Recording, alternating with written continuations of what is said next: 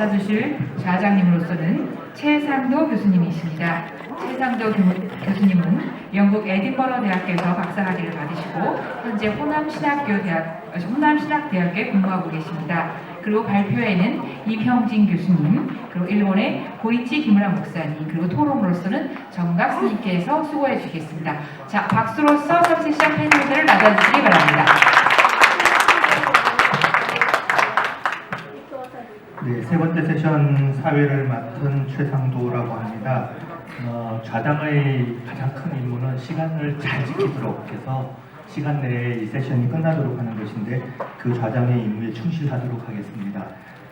그래서 이렇게 진행을 해볼까 합니다. 먼저 이명진 교수님 그리고 고이치 기무라 목사님의 그 발표를 연속해서 들으시고 그다음에 이 두 분에 대한 논평을 정각스님께서 해주실 것입니다. 정각스님 논평을 해주신 다음에 그다음에 두 분의 스피커께서 발제자께서 정각스님 논평에 대해서 짧게 다시 한번 리스판스를 해주신 다음에 플로어에 한두 개의 질문을 받고 이 세션을 마칠까 합니다.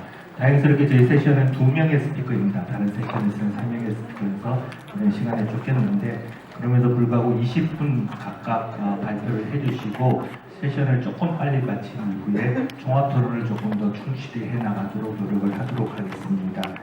먼저 첫 번째 발표를 해주신 이명진 교수님이신데요. 앞선 두 세션이 이제 각국의 평화운동을 소개했다라면은 제 세 번째 세션은 3.1운동과 동아시아의 미래에 관해서 우리가 어떤 모습으로 another 10 years, 100 years를 좀 나가야 하는지에 대한 그런 것에 조금 더 집중해서 발표를 듣도록 하도록 하겠습니다. 먼저 임형진 교수님께서 발표를 해주시겠는데요. 임형진 교수님 잠깐 소개해드리겠습니다. 현재 천도교 종합대학교 원장과 경희대학교 후마니타스 칼리지 교수로 근무 중이시고요. 성균관대학교를 거쳐서 경희대학교에서 정치학 박사학위를 받으셨습니다. 민족 종교인 동학 천도교에 관심을 가지고 연구 중이시고요. 사단법인 동학민족 통일회 사무총장으로 일하시면서 교단의 대사회적 역할을 담당하고 계십니다. 경희일보 개권논술위원과 수원시 정책자문위원, 정조학교 준비위원장으로 역임하셨고 현재 동학학회 부회장이시고 삼균학교 회장으로 활동하고 계십니다. 오늘 발표해 주실 논문의 제목은 3.1운동의 정신과 가치입니다. 이명진 교수님 단위에 쓰셨는데 큰 박수로 맞아주시기 바랍니다.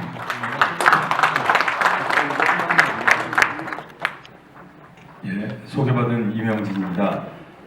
오늘 3.1운동 100주년을 기념하는 이 세계 종교인의 평화 이 기도식에 기도 행사에 참석하게 된 것을 무한한 영광으로 생각합니다. 또 저 말고도 우리 한국에서 벌어졌던 이 3.1운동에 대해서는 많은 분들이 연구하시고 또 업적도 많으심에도 불구하고 외람되게 제가 이 자리에 섰습니다. 그래서 좀 부끄럽긴 합니다만은 그러더라도 저에게 주어진 시간 동안에 충실히 발표를 한번 해보도록 하겠습니다. 먼저 발표 전에 양해의 말씀을 먼저 드려야 될 게 하나 있는데요. 이 제가 쓴 글이 혹시 좀 이렇게 뭐 오해의 소지가 있지 않을까 싶은 생각이 없지 않아 있습니다. 왜냐하면 각주를 제가 달지 않았어요. 이게 이런 이 기념식 학술 대회에 발표하는 글이다 보니까 번역하는데도 또 문제가 있고 이럴 것 같아서 각주를 다 제외했습니다. 그래서 혹시 제가 뭐 상상의 나래로다 펴서 글을 썼다라고 생각하시지 말기를 부탁드립니다. 가급적 객관적이고 가급적 그 사료에 입각한 그런 내용으로 썼다는 것을 미리 말씀을 드립니다. 제가 맡은 주제가 3.1운동의 그 정신과 가치입니다. 사실 뭐 앞서 정용훈 교수님께서 기조 강연하셨을 때 이미 좋은 말씀을 다 해놔 주셨기 때문에 제가 좀 어떻게 보면 이제 부연하는 것 같은 생각이 없잖아 있습니다만 그러더라도 저는 또 저 나름대로 생각했던 정신과 가치에 대해서 한번 언급해 보고자 합니다. 먼저 100년 전 3월 1일 바로 100년 전이죠. 그날은 이 일본으로부터 나라를 뺏긴 이래로다가는 독립의 그 움직임을 계속 보이고 있었습니다. 또 준비도 하고 있었습니다. 특히 의암 손병이라는 지도자는 이미 1912년서부터 제자들, 특히 지방에 있는 제자들을 모아갖고 연성 수련이라는 이름하에 49일 동안 수련을 시키셨습니다. 물론 연성 수련이라는 이름하에 시켰지만 내용으로 다 들어가 보면은 독립의 의지를 불태우고 또 민족적 자각을 하고 그리고 언젠가 우리가 반드시 독립된 자주적 독립국가를 만들어야 된다는 내용을 아마 가르쳤었을 거라고 믿습니다. 이렇게 교육받은 교육자들이, 전국의 교육자들이 각 지방보다 퍼져서 3.1운동의 준비를 들어가는 것입니다. 그 숫자가 483명에 이르르고 있습니다. 이렇게 그 483명의 제자들을 키워내서 전국에 보내놓고 또 그들로 하여금 3.1운동을 준비시켰다고 볼 수 있습니다. 그리고 드디어 1918년 이 바로 99년 전이죠. 그날 101년 전이네요. 바로 101년 전에, 그러니까 이 3.1운동이 일어나기 한 해 전에서부터 국제적 조류가 변화되기 시작합니다. 1차 대전이 끝나고 그리고 민족 자결주의라는 것이 나옴으로 인해서 각 민족이 저마다의 문제를 자기 스스로 해결하라 라는 민족 자결주의가 유행을 하기 시작합니다. 그리고 또 해외에 있었던 우리나라 독립지사들이 독립선언을 하기 시작합니다. 무엇보다도 일본 동경에 있었던 유학생들이 2월 8일 날 바로 1919년 2월 8일 날 독립만세를 외칩니다. 독립선언을 가장 먼저 했죠. 이것을 계기로 인해서 국내에서도 독립만세를 외쳐야 된다라는 분위기가 형성됩니다. 그래서 그 당시 이 천도교의 최고 지도자였던 의암 손병희 선생을 비롯한 많은 분들이 모이셔서 독립운동을 어떻게 할 것이냐라고 계획을 짜기 시작하죠. 그때 이제 정해졌던 원칙이 바로 조금 전에 말씀드렸던 3대 원칙입니다. 대중화, 일원화, 그리고 비폭력이라는 3대 원칙입니다. 이렇게 원칙을 설정하고 혼자 할 것이 아니라 그럼 대중화라는 타이틀 이름하에 더불어 함께 같이 해야 된다. 그러니 다른 사람들도 같이 할 수 있는 방법을 모색하자라고 했을 때 마침 기독교 단체에서 따로 독립선언을 준비하고 있었습니다. 물론 저 독립선언보다는 그 당시 그들은 독립청원을 준비하고 있었죠. 여하튼간에 이승훈 선생을 중심으로 한 많은 또 지도자들이 독립운동을 또 준비하고 있었습니다. 그 얘기를 듣고 천도교와 기독교가 힘을 합쳐서 같이 하기로다가 합의를 봅니다. 그런 내용들을 여기 적어놨습니다. 또한 기독교뿐만이 아니라 불교계도 또 참여를 합니다. 물론 불교계는 당시 이 지리적 위치 때문에, 왜냐하면 이 큰 사찰, 큰 절이라는 게 다 심신상권에 있기 때문에 그것도 일일이 다 찾아가서 큰 스님들이 내려오셔서 도장 찍고 서명하고 그러기가 쉽지 않았습니다. 비밀리 추진을 해야 되는 것 때문에요. 그러다 보니까 만해 한용운 스님하고 백용성 스님 두 분만 참여를 하시게 됐습니다. 그러나 이 소위 이 비구승을 대표하는 백용성 스님이 참여하셨고 또 이 대처승을 대표하는 한용운 스님이 참여하셨기 때문에 불교계 전체가 참여한 거라고 볼 수 있습니다. 이렇게 해서 불교하고도 같이 연합해서 드디어 3월 1일 날 비밀리에 인쇄됐던 독립선언서를 뿌리면서 독립선언이 시작된 것이 바로 3.1운동이라고 볼 수 있습니다. 그런 내용들을 여기 2장에 쭉 적어놨습니다. 3장보다 넘어가도록 하겠습니다. 여기서는 종교연합, 이 종교연합의 가치에 대해서 한번 얘기를 해보고자 합니다. 이 종교연합. 3.1운동은 거적적 독립운동으로서 어떤 한 종파라든가 또는 어떤 한 계층만이 단독으로다가 추진한 운동이라고 볼 수 없습니다. 그것은 각계 각층의 성원들이 모두 함께 모여서 독립을 하고자 만세를 외쳤고 또 독립을 선언한 그런 대규모 독립운동이라고 할 수 있습니다. 바로 이 운동을 일으키는데 종교인들이 앞장섰습니다. 그들의 희생과 헌신은 이루 말로 표현할 수 없을 것입니다. 민족대표 33인의 독립선언서에 서명한 민족대표 33인은 모두 다 종교인들입니다. 그런데 종교인 거기 33인 대표로다가 서명한다는 것은 곧 죽으러 가는 서약서다라고 볼 수 있습니다. 당시 일본의 압제하에 있었던 우리가 독립선언을 한다는 것이 얼마나 어려웠겠습니까? 그런데 거기다 민족 대표로다가 서명을 한다? 죽는 순서를 거기다 적는 거다라고 볼 수 있을 정도로다가 그분들은 정말 헌신 그리고 또 열렬한 조국애를 바탕으로다가 시작을 하셨다라고 볼 수 있습니다. 이렇게 종교인들이 앞장을 쓰다 보니까 학생들도 참여를 하게 됐고요. 그리고 또 일반 민중들도 동참을 하게 돼서 이른바 민족 대연합 전선을 형성해서 3.1운동이 완성됐다고 볼 수 있습니다. 이것은 종교인들이 앞장섰다는 것은 그야말로 종교라는 것 자체가 한자로다 쓰면은 마루종자에 가르칠 교자입니다. 그러니까 가르침은 가르침인데 가장 최고의 가르침, 가장 으뜸되는 가르침이라는 의미를 담고 있죠. 당시 아마 3.1운동 이 현장에 나섰던 종교인들은 우리 민족의 자주독립, 그리고 또 그 자주독립을 바탕으로 해서 동양평화를 완성하고 그 동양평화를 바탕으로 해서 또 세계평화로까지 하는 이른바 인류 공영이라는 것을 했기 때문에 그것이 그 당시로서는 최고의 가르침이었다라고 생각해서 앞장서지 않았나 싶습니다. 이렇게 종교인들이 앞장서서 추진했고요. 또 이 종교인들의 헌신은 이루 말로 다할 수 없을 정도입니다. 이 3대 종단 중에서도 천도교는 말할 것도 없이 그 당시 모든 자금과 모든 또 조직을 총동원해서 3.1운동을 진두지휘했다고 할 수 있습니다. 그러다 보니까 3.1운동 이후에 가장 많은 공격과 가장 많은 그 탄압을 받음으로 인해서 그 다음부터는 굉장히 표현이 좀 그렇긴 합니다만 괴멸돼가는 수준에 이르게 됐다라고 볼 수 있습니다. 또 기독교는 또 어땠습니까? 기독교가 만약에 없었다면 3.1운동은 전 세계로 퍼져나가지 않았을 것입니다. 당시 기독교는 전 세계에 네트워크를 가지고 있었습니다. 다른 종단이 어떤 종단도 가지지 못했던 커다란 장점이라고 볼 수 있습니다. 그 네트워크를 이용해서 3.1운동의 진실이 전 세계에 알려져 나갔습니다. 우리가 잘 알고 있는 여러분들이 아마 답사하는 현장에도 포함된 걸로 알고 있습니다만은 화성에 이 제암리 그리고 또 고주리 그 참상 현장에 가보면 알겠습니다만 그 참상을 알린 것도 당시 미국 선교사였습니다.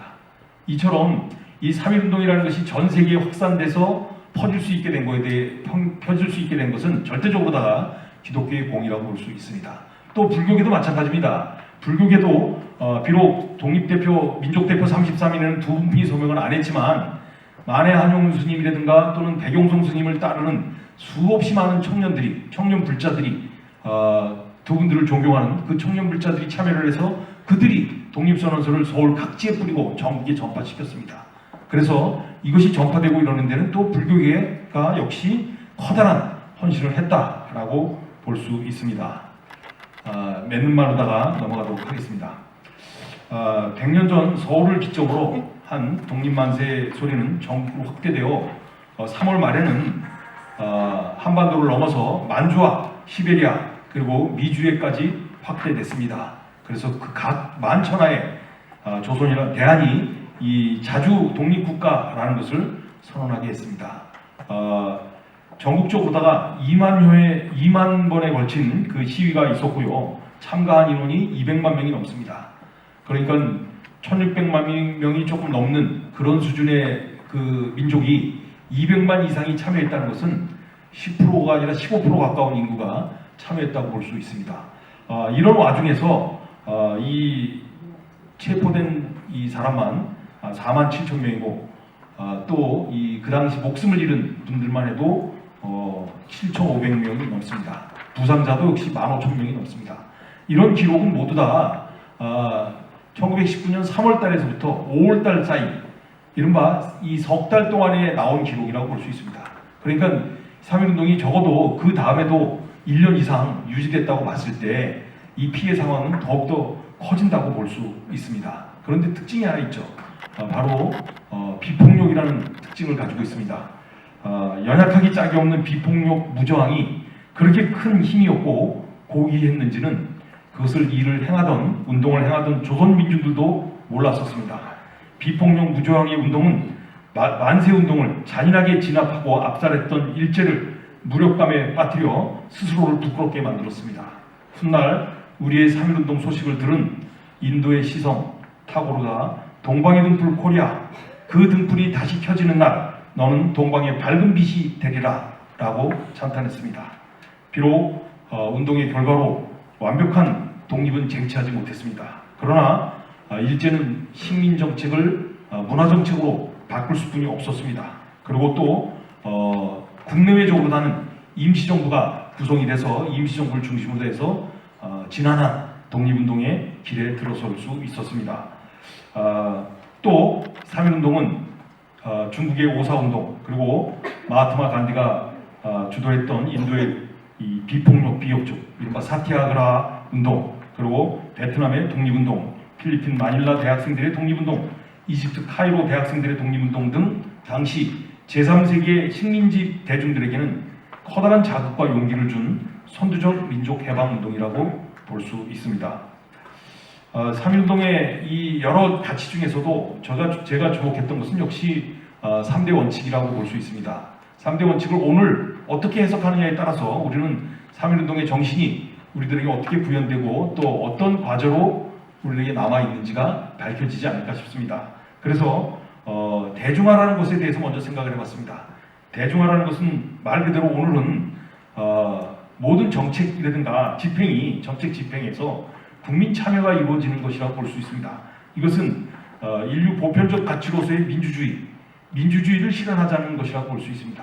그런 의미에서 오늘 대한민국을 비롯해서 아직도 민주주의를 향한 도상에 있는 많은 국가들이 꼭 계승하고 또 이어받아야 될 정신이 있다면 바로 대중화 정신이 아닌가 싶습니다. 또 이론화 정신이라는 것은 뭡니까? 이론화라는 것은 민족 대통합을 얘기합니다. 사실 대한민국만 놓고 보더라도 지금 현재 각 계층과 또 지역 간 또 이 연령별 아주 얼마나 많이 이념 간의 갈등도 많고 얼마나 많이 달라져 있습니까? 이것이 100년 전엔 통합을 이뤄서 민족 대단일 전선을 이뤘는데 오늘 우리들은 지금 어떠냐? 참 반성해야 될 점이 있을 것이다. 무엇보다도 지금 우리 앞에 시급히 과제로 다가와 있는 것은 민족 통합이라고 볼 수 있습니다. 분단 70년이 넘어섰습니다. 언제까지 이렇게 분단된 채로 살 수는 없습니다. 그래서 3.1 정신을 회복하고자 한다면 민족 대통합을 이루어야 되지 않는가라고 봅니다. 그리고 무엇보다도 우리들이 3.1 정신에서 가장 흠모하고 가장 또 추앙받아야 될 사상이 있다면 또 정신이 있다면 그것은 비폭력 정신이라고 볼 수 있습니다. 세상에 우리 대한민국 민족만큼 폭력을 거부하고 평화를 사랑하는 민족도 드물다고 합니다.